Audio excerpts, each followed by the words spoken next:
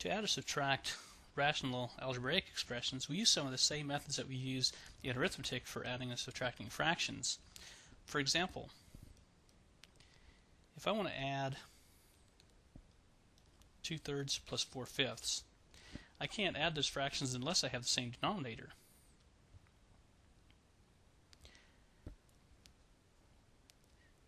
The least common denominator of 3 and 5 is 15, so I can multiply this first fraction, the numerator and denominator, by 5, and the second fraction, the numerator and denominator, by 3.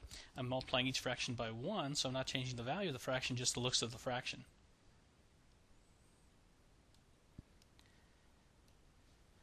So then my expression becomes 10/15 plus 12/15.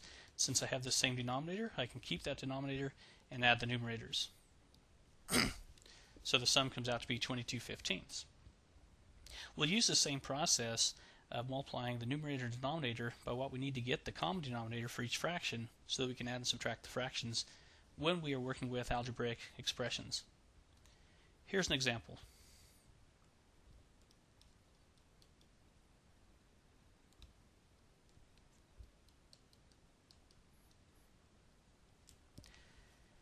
I have different denominators for this addition problem. I want to get the least common denominator of those denominators, which would be the combination of x minus 2x plus 5. So let's multiply the numerator and denominator of the first fraction by x plus 5, and the numerator and denominator by x minus 2 of the second fraction.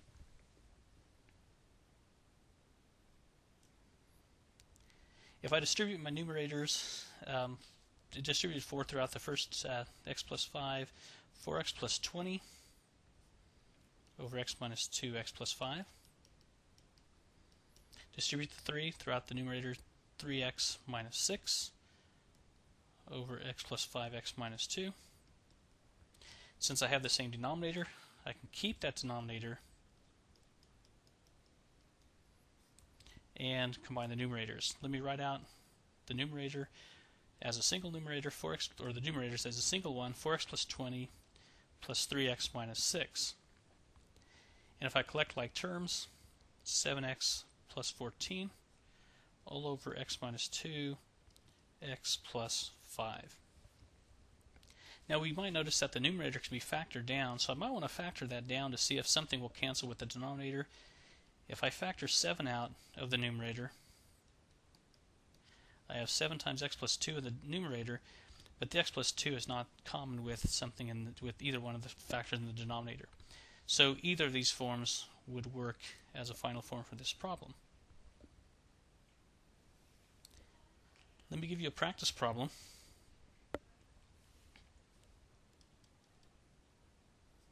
X plus 2 over x minus 5 minus x minus 1 over x plus 4. Be careful in this problem because we do have a minus sign between the fractions, so be careful how you treat that when you distribute later in the problem. Stop the video, work the problem, and then come back to the video to check your answer. My least common denominator is a combination of x minus 5 and x plus 4. So let's multiply the numerator and denominator of the first fraction by x plus 4, and the numerator and denominator of the second fraction by x minus 5.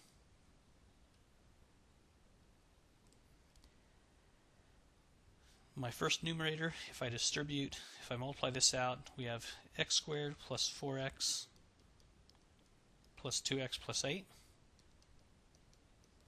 over my denominator, minus, multiply out the second numerator, x squared minus 5x minus x plus 5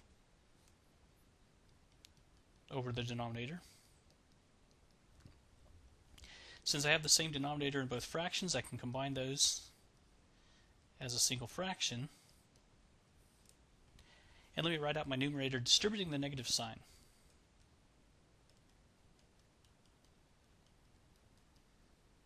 So distribute the negative throughout the second numerator, minus x squared plus 5x plus x minus 5. If I combine like terms in the numerator, then x squared minus x squared is gone. 6x plus 6x is 12x. 8 minus 5 is 3 over the denominator.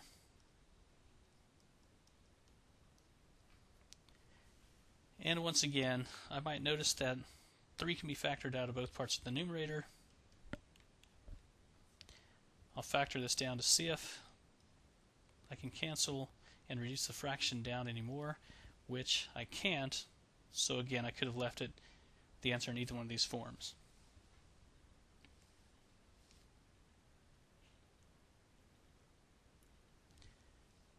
Let me give you one more problem.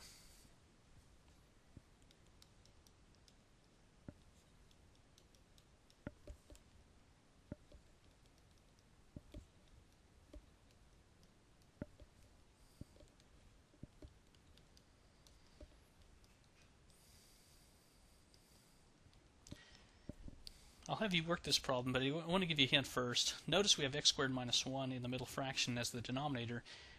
Factor that first before you find your least common denominator of all the denominators. I'll give you some time to work on this. Come back when you want to check your answer.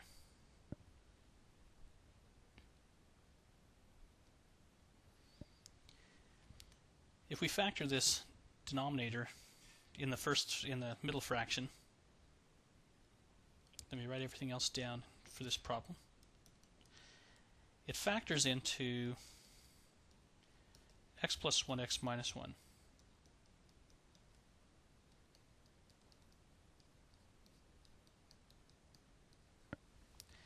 Looking at all three denominators, the least common denominator is x plus 1, x minus 1, the combination of just these two factors. So I can multiply the numerator and denominator of the first fraction by x plus 1, and the numerator and denominator of the last fraction by x minus 1. But I already have x plus 1, x minus 1 in my denominator of the middle fraction, so I don't have to multiply top and bottom by anything in that case.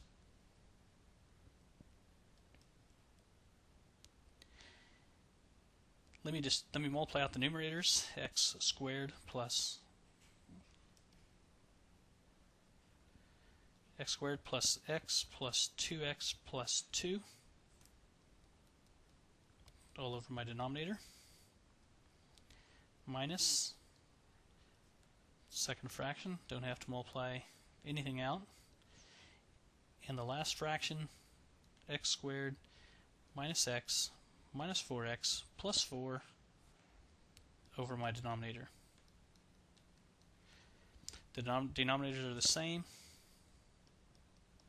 so I can combine all the fractions as a single fraction. Be careful to distribute your negative sign in front of the second fraction. So I have minus x minus 3, and then plus the last numerator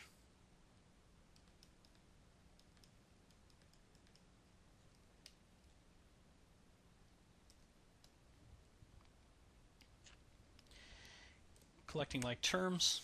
I have 2x squared. Combining the x's, 3x, minus x is 2x, minus x is x, minus 4x is minus 3x.